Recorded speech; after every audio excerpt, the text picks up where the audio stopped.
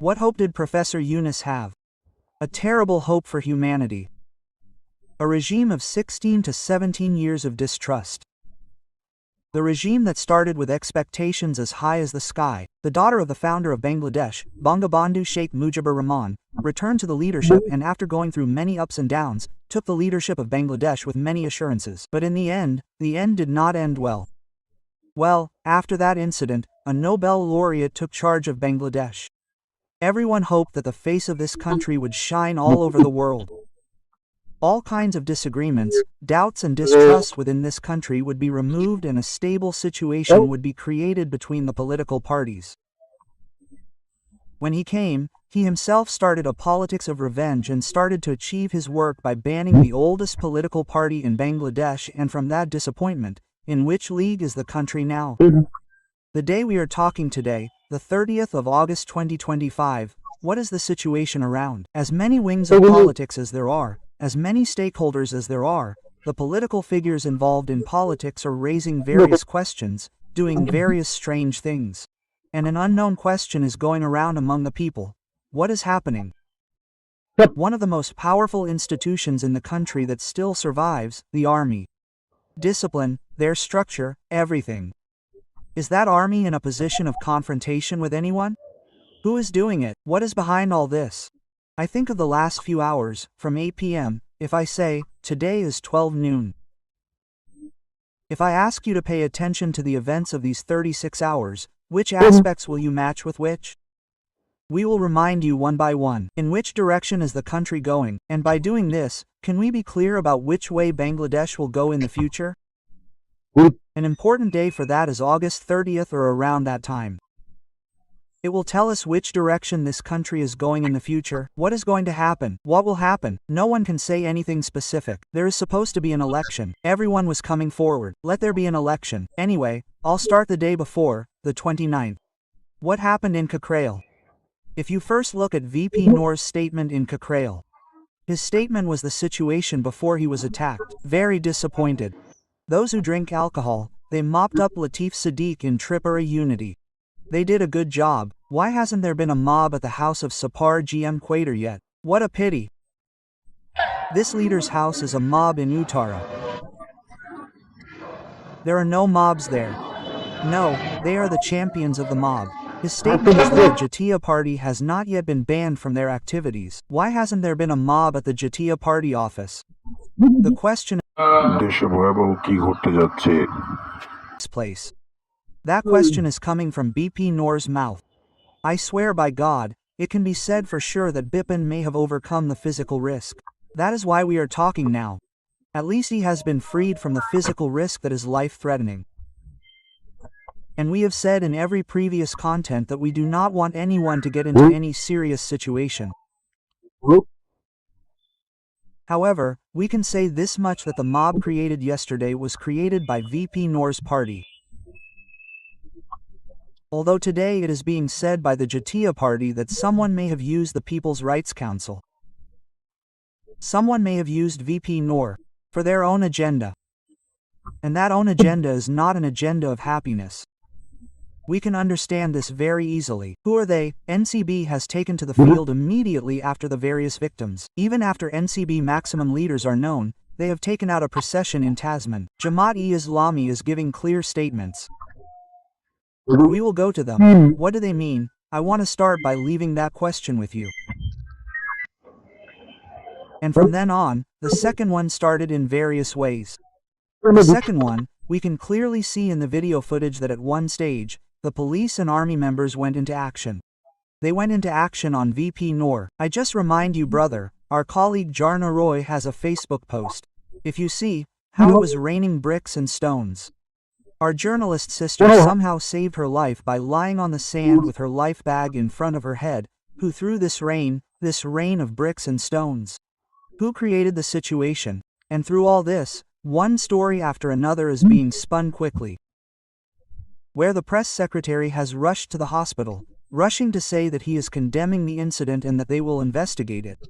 In Mint, the ISP has given its statement, the army has given its statement, so who or for whom will they investigate it? I mean, those who went into action, who went into action? The army and the police went. They went without the government's orders? They didn't go. So what ghost is inside the government, or how is it moving in which direction? At that time, Hassan Abdullah has a midnight post.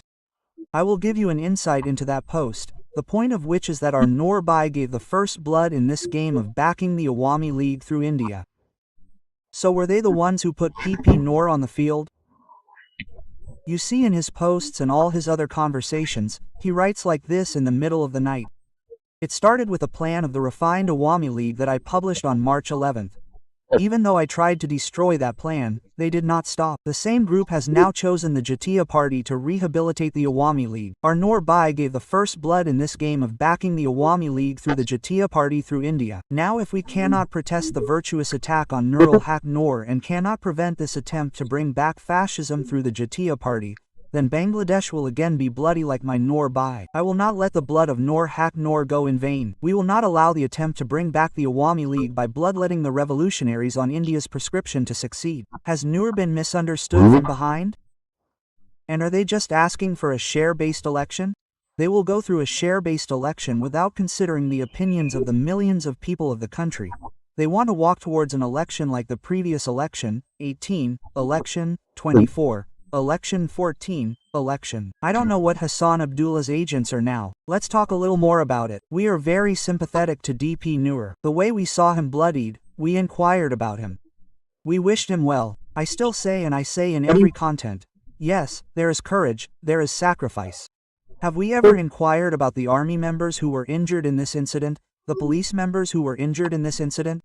Look, there is a man in front of me, whose picture says, in the clash between the police, the friend of 18 crore Bengalis, the People's Rights Council, and the Jatiya Party, Inspector Anisel's ear was severely injured. Inspector Anisel was severely injured. He is admitted to the ICU. He has suffered a brain hemorrhage. A brick hit his ear directly on the ear and crushed it. May Almighty Allah, may he be glorified and exalted, wish him a speedy recovery. BP has come to see Noor. I will come to the legal advisor Asif. That Asif Nazrul first posted a status saying that he condemned and protested the incident. You are a legal advisor, a man of the government. Are the police not people of the government? Are the army not of the government? On whose orders were they forced to take action there? So what did you condemn and protest? You condemned and protested this act of the police and the army. What is the matter? It means that from within the government, the army members did a job to maintain law and order in the field by giving the magisterial power to the army members.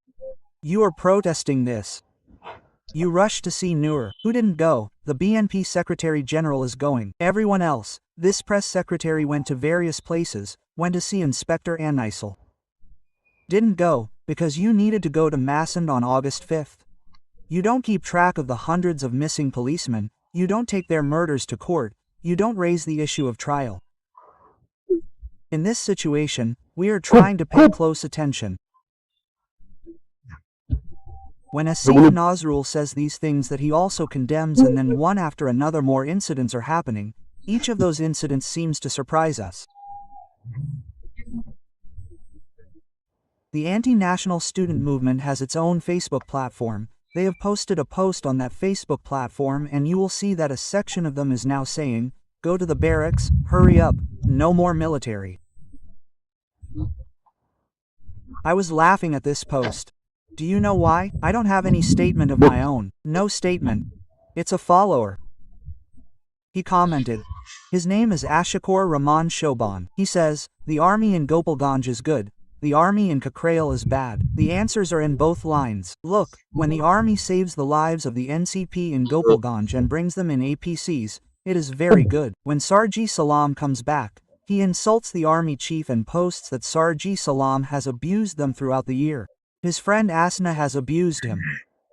That Sarji Salam insulted the army, that the army chief goes to see the war every Saturday and is doing the most. All this is nothing. Then in the case of Gopalganj, the army is good. But when the army has taken a position to stop an explosion that could have brought destruction to Bangladesh in Kakrail, then this army is bad. Because the army has to go back to the barracks. This is how we are. When we hold our army, on August 5th, the army will not open fire against injustice and injustice. This alone was enough. Yes, the army was very good then. They have dragged the army a lot. Now, if there is injustice and injustice, the army has to be like them. Then the army is good. If there is any signal of not accepting injustice and injustice like them and taking a stand against the mob, then the army is very bad. I mean, which side of the situation should you try to reconcile? That is why I am trying to present the events one after the other with you. It is sad. Legal advisor Asif Naj is an influential person in the government. He definitely had a significant role in August 5th. There is no denying that. And at one time in Bangladesh, he developed into a spokesperson. He rushed to see VP Noor. Considering how many political incidents can happen, questions can arise about people. And what happened? His people called him a liar there. And the fact that he repeatedly did this created a reaction. It became like he escaped from Dhaka Medical College through the back door. That is how he had to step down. Do you remember the milestone? He went to the milestone in the end and had to leave through the back gate when he reached the milestone? Don't these situations make you think that a chaotic situation has been created somewhere? Through them, so far in Bangladesh, BNP, Mirza Fakhr Islam Alamgir, Tariq Rahman, NCP, Maulana Mamunul Haq, Hafizat-e-Islam, Charmanai Pir Jamaat, Islamic groups have all been in one place. They alone want justice for the VP Noor incident. They want punishment. They want punishment. So can we indirectly say that there were army members, police members here? They want punishment? If they went to the Jatiya party office and vandalized and took away GM Quater, if GM Quater did not come out with a smile on his face, would they have said in victory like those 32, Eid Mubarak? If this is the case, will the country be at peace? In this way, when someone feels like making the country peaceful, they will sit in one place and say, now, you bring bricks from this place, and stones from that place. Tell this person now, he is a servant. Tell this person, he does not accept the July uprising. Yes, by saying this, you have made this country a land of the Diamond King according to your wishes, then everyone will be fine. I do not know what is going to happen to you. No matter who you are, I am the king. There are various rumors, various numbers, various discussions all around. In the midst of this, we have nothing special to do except wait. Stay well, stay healthy. I am Atiq Rahman Purnia with you.